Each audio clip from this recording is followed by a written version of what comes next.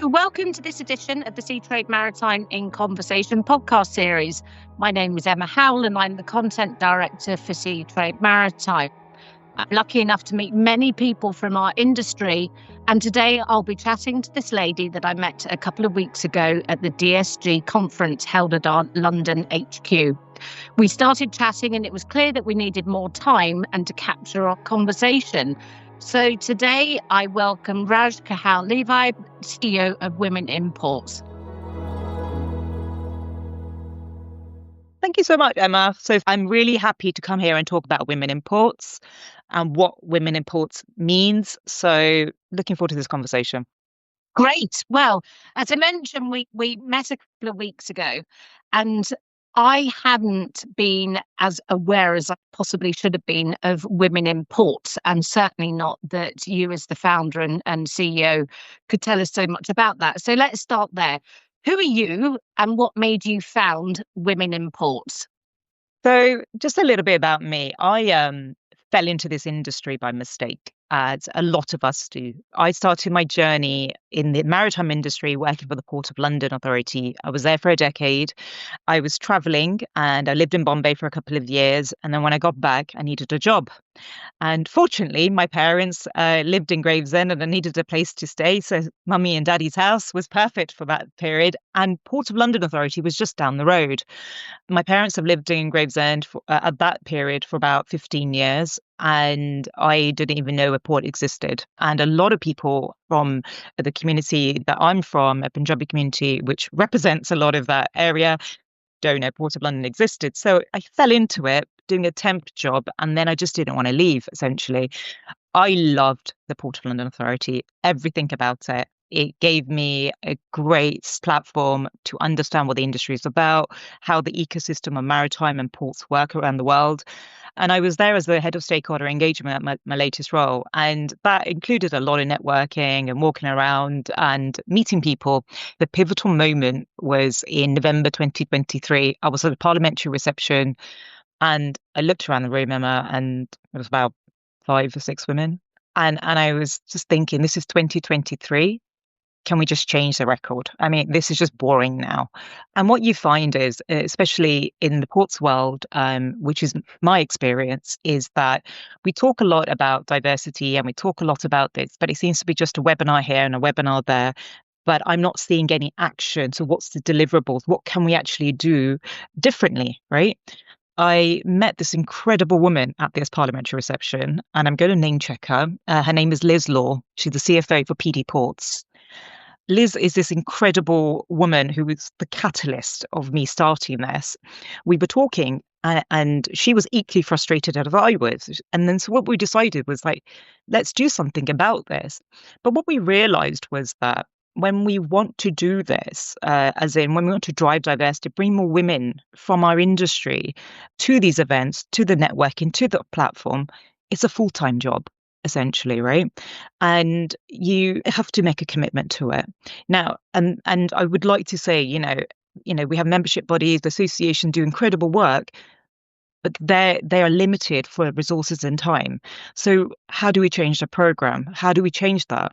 And then I met another incredible woman who is my mentor friend and my old CFO who left the Port of London that summer, Julie Tankard. And the reason why I talk about these women is because these women are those understated women who just get on with it and don't actually make a big fuss, right? Because they're paving the way. And so I met Julie and I said to Julie, I said, hey, Julie, you know, I want to do this. And that was the year I turned 40. So I was thinking about purpose a lot. And anybody who knows me knows I love the PLA. Like you cut me up, I'm blue, yellow, and white. Pretty much, right? You're just part of that ecosystem. And then so when I saw Julie, I said, hey, Julie. And she said, just do it. And I said, what, Julie, leave my job and just start this? She said, yeah, just do it. You can do it. I trust you. And so it was a big decision at that time, right? Because I'm like, oh, okay. So then I went home for Christmas. My husband's Italian, so we went to Italy for Christmas. And I told my husband, I'm leaving my lovely job and I want to start this. It's like, why? And I'm like, because I feel it's important.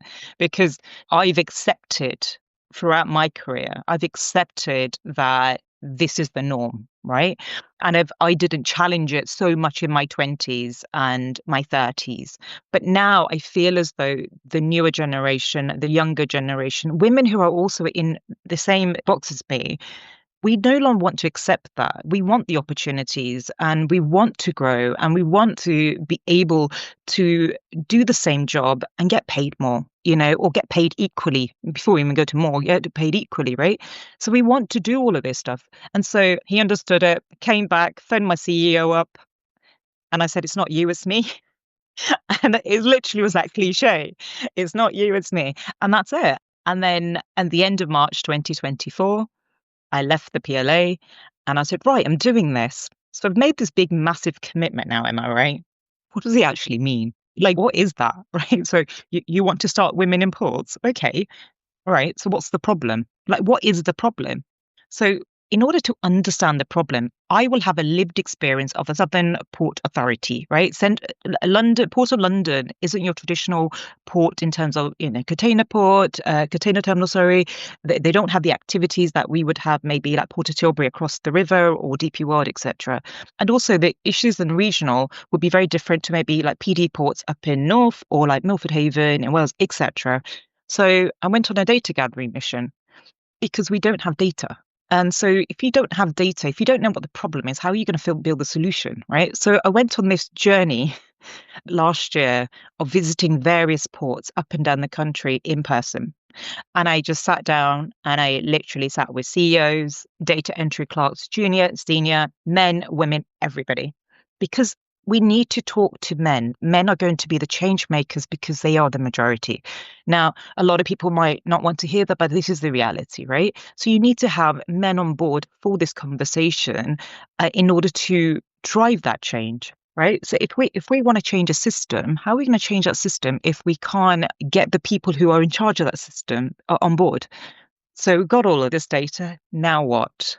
A lot of analyzing. And that's when we came up with a strategy because what I want women in ports to be was a delivery system. We're not there to just talk about the problem. We want to deliver solutions. So if the port has low participation in the industry, why is that? What can we do to provide that solution through our various hubs? And we realized that how we're going to drive that change will be through innovation, future ports with sustainability, knowledge, which is our training, and data, and also advocacy, which is also going to be the voice of women, right? So that is how we decided that we're going to change it. And then I was like, right, who do I bring along to this journey? So Sarah Robinson, who's our CEO. So Sarah is a civil engineer who I've known from the Port of London, and she set up her own consultancy. She was more than happy to be part of it, and it's something that she can bring her civil engineering experience to when we talk about STEM, skills gap, etc.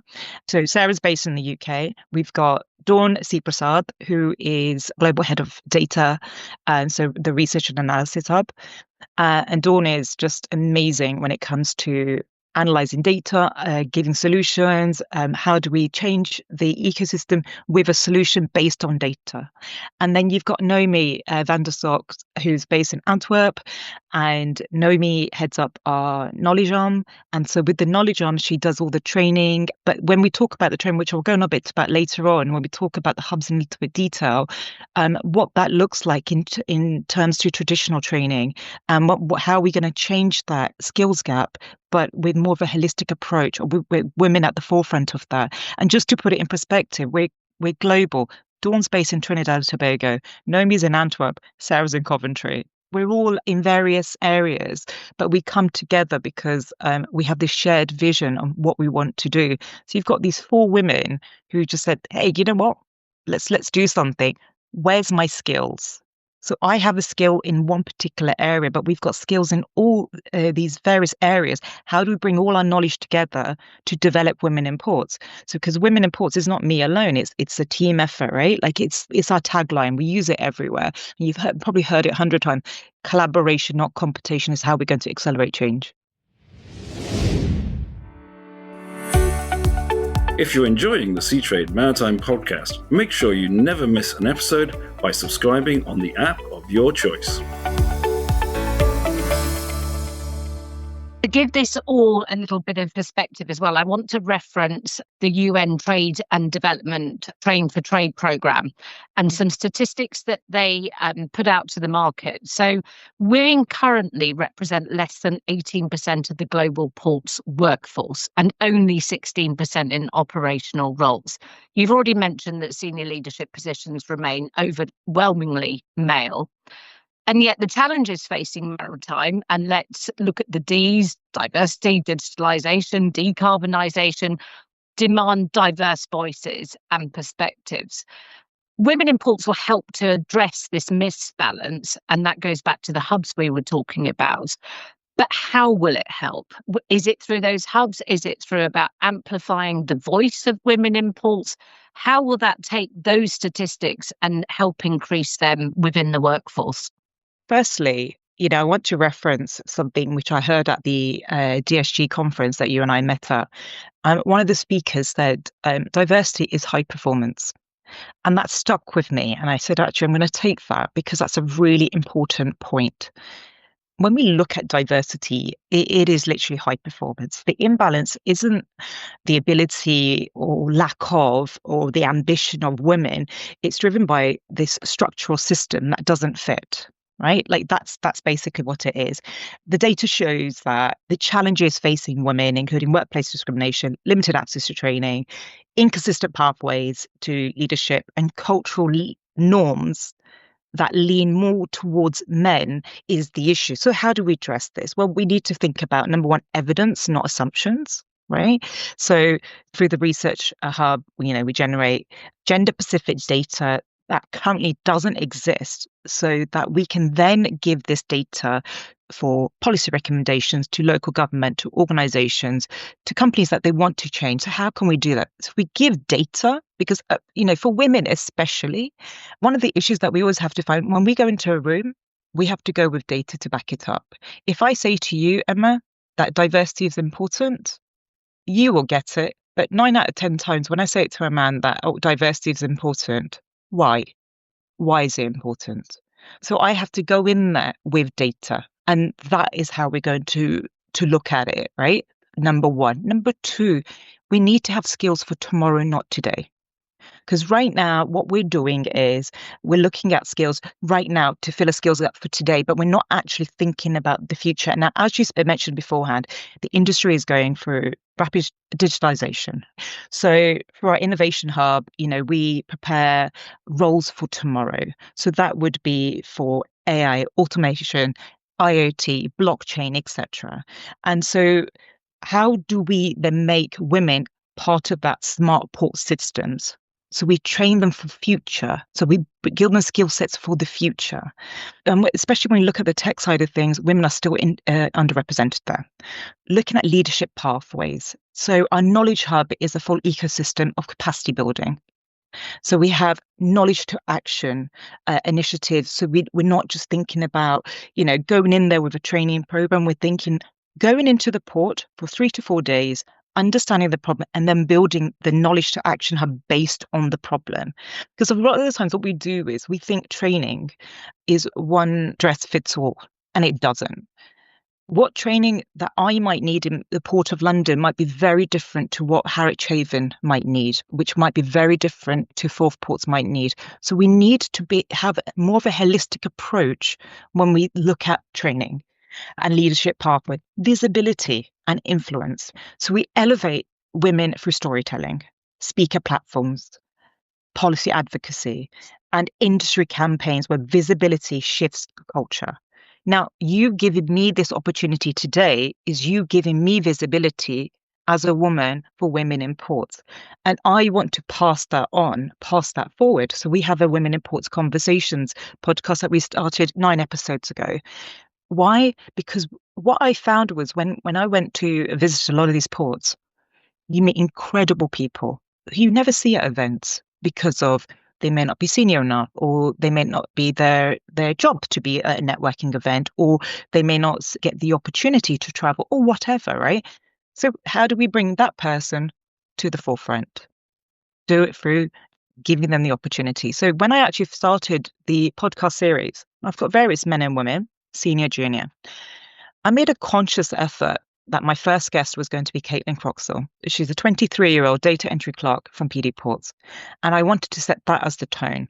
I didn't want to have a senior person, and I have got a lot of senior guys on my podcast. And the reason we didn't want to do that, because I wanted to show that this is a voice that the industry doesn't really know unless you go to Middlesbrough. Bring visibility, give them the option, empower them. How many times have we gone to events and there's just not enough women at those panels? Change that, right? So there's a port who I was talking to who literally said, Raj, unless we don't have 40% diversity on that panel, we will not participate. Have deliverables like that. It's very easy to do. And diversity, by the way, isn't just limited to women, right? So diversity could be neurodiversity, could be ethnicity, could be LGBTQ plus, right? It could be anything, right? So diversity, when we look at the diversity, the term diversity, make your panel 40% diverse. Stop being lazy, guys. Go and find people. Now, I'll tell you why that matters is because essentially I was at PD Ports. I did a women's network. They have a women's network there, and I did a panel discussion, right? So I chaired one of their panel discussions. This was last year. And when you have a networking lunch afterwards, you don't get to meet everybody at this networking lunch.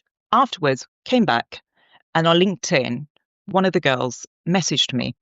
And she comes from a similar background from me, Punjabi background, etc. And she said, Raj, it was really nice to see an Asian up there. I said, there's a few of us actually in the industry. And I said, if you want to connect with anybody, let me know. It matters to the 23-year-olds. It matters because you can't be what you can't see. Again, with the industry, we need to change the system there because we can't be what we can't see, right? And then we go on to finally the structural solutions, right? We work with, port authorities, port services, maritime, anybody who would listen so that we can evolve the system. This isn't about a women's initiative. It's about industry transformation. And that is literally how we have to think about this. It's not my responsibility alone to change everything for women. I'm not the gatekeeper for women, right? And it's about changing the system. So one of the things that came up was a little bit of resistance from other women. And that was like, we don't want to be associated with a women's group. I'll be honest, I don't know what to call it. I'm like, and I remember me and Liz were talking about it. We're like, just call it what it is, what it's on the tin, women in ports. And I was like, yeah, right. I mean, what can I do, right? Like, this is it. And why don't we want to do that? Because we don't want to do that. We don't want to associate that because we don't want to be limited to just that part of our identity and not recognize all our other achievements. That's a systematic issue there, especially when we look at how other women are supporting us. That's not always the case, Emma, right? Like, not every woman is going to be your ally. Recognize that. And why is that? Because for far too long, we've been competing for that one place around that table. And I'm saying, change the system so the whole table is changed. So anybody's welcome at that table, so we don't feel threatened to always be that one person around the table. I think you've made some really important points there. I'm going to challenge one of those as a conference producer, as well as looking after content across our business. I have consistently aimed to have a diverse panel, and we are global. Now, if I take us into some geographies, they are definitely more challenging than others to fulfill that. Now, part of the challenge is actually women themselves who say no to those speaking slots. When I've dug a little bit deeper, it could be lack of training and therefore confidence to be on a speaker panel. It could be that quite often they'll say, oh, but my colleague who happens to be male is going to be better at this. I don't feel qualified for this. There are lots of different reasons that women don't speak on panels. And it's a constant source of exasperation for me because I am championing trying to have that diversity. And that goes back to a point you made around training and knowledge. And I think that's a really important element, is to think how to help women to be confident and feel they're adequately equipped to be on that stage with their male counterparts and speak knowledgeably and be chosen because they are great at their subject matter, not just because they're a woman. What do you think to that? Absolutely. So one of the things that we are launching, so last year was data gathering, understanding the problem. This year was building the solution. And next year for us, it's about launching our products, right? And as part of the launch, what we are doing is actually confidence building workshops. The other thing that we're working on right now, but we haven't fully formed it yet, and it's a subject matter which we're looking at how this workshop and how this training would work, is when English is your second language. So, you have incredible speakers and knowledgeable individuals, professional men and women, right? But when English is sometimes their second language, they cannot articulate it as well as maybe the native speakers because of certain barriers. One of the things that we're also looking at is, one is a confidence building workshop, but also when English is your second language, how can we elevate you so that you are the best version of yourself going into that room?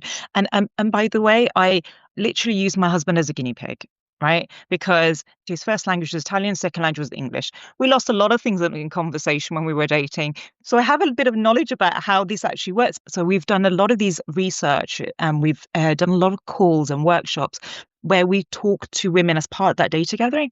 So I met some incredible engineers, female engineers. And I'm like, right, I want you out there. Can you please be part of my roadshow that I want to create for next year? And then they were like, yeah, but Raj, I'm feeling, and I said, look, so it was through that, the English as a second language is where I got it. I was like, oh, that shouldn't be a barrier. But if I hadn't spoken to him, we wouldn't know that, right? So for us, it's confidence building. That is literally the advocacy work that we do. It's all about the confidence building. That, I think, is going to be extremely beneficial because, as I say, confidence seems to be a large element to a lot of our speakers that we've invited not necessarily wanting to appear. So you talked about 26 as the year of launching products. What does that look like? So 2026, we have at the 5 hubs, the 3 that we have established and we are running with right now is knowledge, advocacy, research and analysis.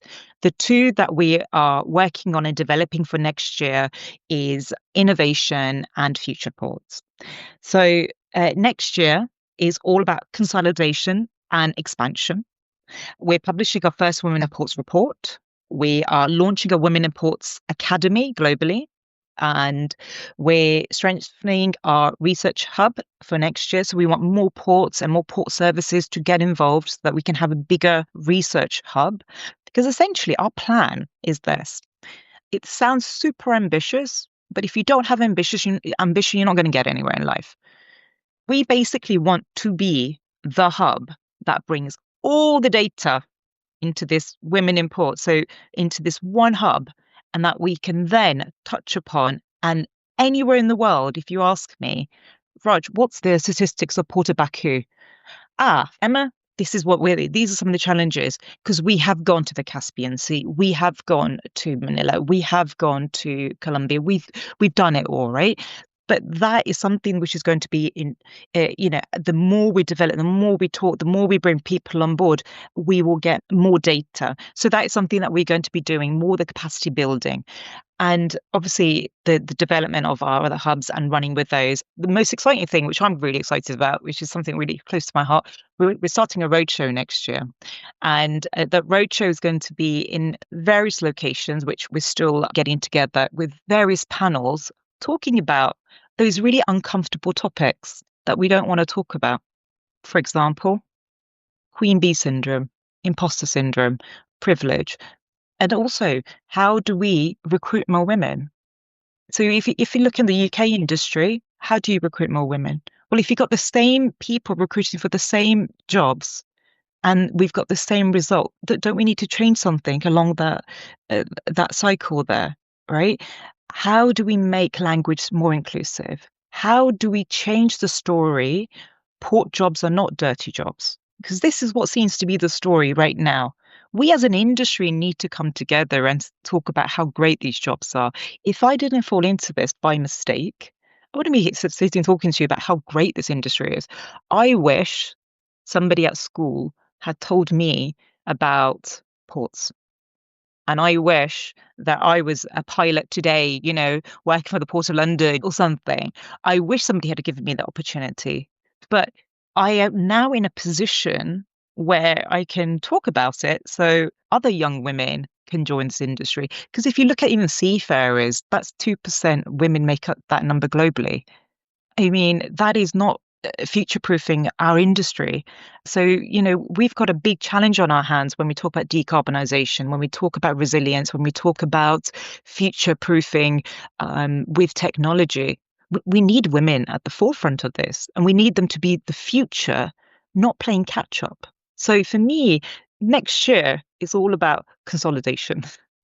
It was interesting when I was reading a little bit about you and women in ports, you talked about consolidation, not competition. And you put that in relation to other associations and organisations such as WISTA, which is Women in Shipping Trading Association. How do you see yourself working with those associations and organisations? So for me, firstly, I put my hat off to these organizations. If it wasn't for organizations such as WISTA, and WISTA's just one, there's many others, I wouldn't be sitting here talking to you. They carved the way, they opened those doors so that we can all have a space, right? And with the way we keep talking, what makes us a little bit different from WISTA and other organizations is that we're not like solely a networking platform. So for us, our focus is more of we're a system. So Women in Ports is a system with deliverables that we want to change.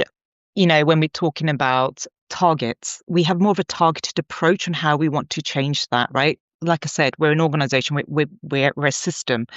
But how we work with these organizations is we learn from them. So for example, like I'm going to touch about DSG, which is Diversity Study Group. So I met their founder, Heidi, on a panel, funny enough. And when I met her, I was like, hey, Heidi, you know what? I really love what you do. She's been in the diversity space for a lot longer than I have, changing this. And I said, hey, can we have a conversation? Because I would really love to hear more about what you're doing. It's not about reinventing the wheel. It's about understanding where the gaps are, because there's still so many gaps, right? So how can we then work together and say, oh, I love what you do there. How about we collaborate? Can we talk about your story? Because when I was in ports, I've never heard of DSG. The only time I've heard of DSG was on LinkedIn, which I was a little bit curious about. How can we bring your story to the port story? Because I think what you're doing is excellent and fantastic. So, it's about learning from that. So, like I said, I referenced the DSG conference quote earlier in this conversation.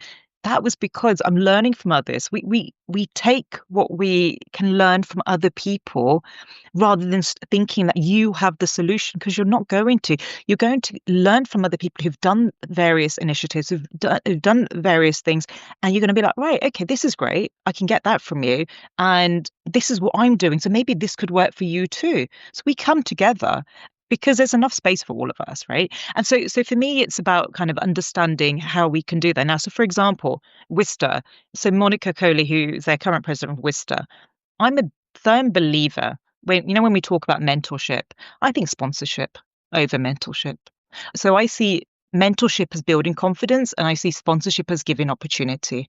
I think women don't need to be told that they're great, and then that they need to elevate, and they need that confidence building. I personally think that put your money where your mouth is, guys, and give women the opportunity to be in that room. Fund women, right? And so going back to Monica and WISTA, so I actually met Heidi at this panel, at a WISTA panel, which I was a part of because Monica gave me that opportunity, so she gave me that sponsorship. So when I said to her, I said, hey, Mon, I want to start this Women in Ports, and she's like, how can we help? What can we do? That is collaboration, because WISTA can do so much. Women in Ports can do so much. DSG can do so much. And there's another great one, which I'm really following right now, is the Women in Shipping in Copenhagen. Oh my God, their campaigning is amazing. So I'm like, right, I'm going to be speaking to them about some of their campaigning. What can we do? What can we learn? What can we bring some of that to the UK and globally into ports? How can we use some of your campaigning material to campaign for more female stevedores, for example, right? So it's about how can we bring everybody together and not reinvent the wheel. And there was like another, and also it's learning from non-industry as well, right? Like, so not everything you're going to learn within industry, you're going to learn for non-industry. So especially when you go for startup journey, it's scary. You're by yourself initially, right? And you're like, oh my God, I've made this big, massive declaration. I'm going to do this. I can't back out now. What do I do? Right? You have a panic moment and you're like, things aren't going right. And then I remember I had this moment and I was like, oh my God. And I was like, I don't know if I can do this now. Like, it was literally that moment because I was just so overwhelmed. And I remember learning from non-industry. So a good friend of mine's wife started her organization, Wedding Edition, like 3 years ago. And so she went for the startup journey. And then she's like, hey, Raj, do you want to have a quick call? I'm like, yeah, okay, cool. So then I had a call and she just gave me all this insight on what I could learn. Although, she's from like luxury weddings, etc. And I was like, actually, I can use some of that into here. And so that's how we learn and that's how we accelerate. And there's another great organization, STEM Returners. So it's not about reinventing the wheel, right? And what I mean by that is, so one of the things for the data gathering came up about, we don't have enough female engineers. So STEM is a big issue, as well as PPE, as well as all of it. So there's a great woman called Natalie. And Nat basically set up STEM Returners. She started this organization. And what she did was she brings women, and not just women, limited to women, professionals, but majority of them tend to be women who've left mid-career for various reasons, whether it might be family commitments, elder parents, whatever that might be. And you know how hard sometimes that could be when you've just come out of career, you've had this break for like a few years, then you're trying to get back into work and industry again. And it's very hard to come back into the level that you've left at. So what she does, she works with organizations to bring these very qualified STEM professionals back into industry whilst in a very much more of a holistic approach where you have more the human factor rather than here's your job, that's what you do. So you mentor that person to get back into it, right? And so having partnership with organizations like that is how we accelerate it. When we look at this, there's enough other work to do for me than me having to say, hey, I need to now bring more female engineers. Well, if there's a great organization doing it, let's work with them. And how can we bring them back into ports, right? How can I promote you into the ports world? So for me, it's that is the collaboration piece there. And look, not everyone's going to collaborate, and that's fine too. Not everyone's going to be like as enthusiastic as I am. That's okay. You just have to take the wins. And when you have a bad day, you just say, look, it's fine. And you wake up the next day and you start again. And that's literally how you got to do this.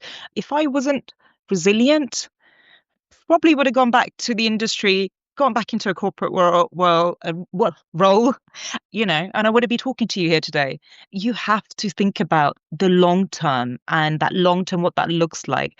I might be wanting to start women in ports, but I'm still a woman trying to start women in ports. I still have the same barriers a lot of these other women have trying to change things, right? So we have to take the friends that we have and the teams that come along with that collaboration as much as we can.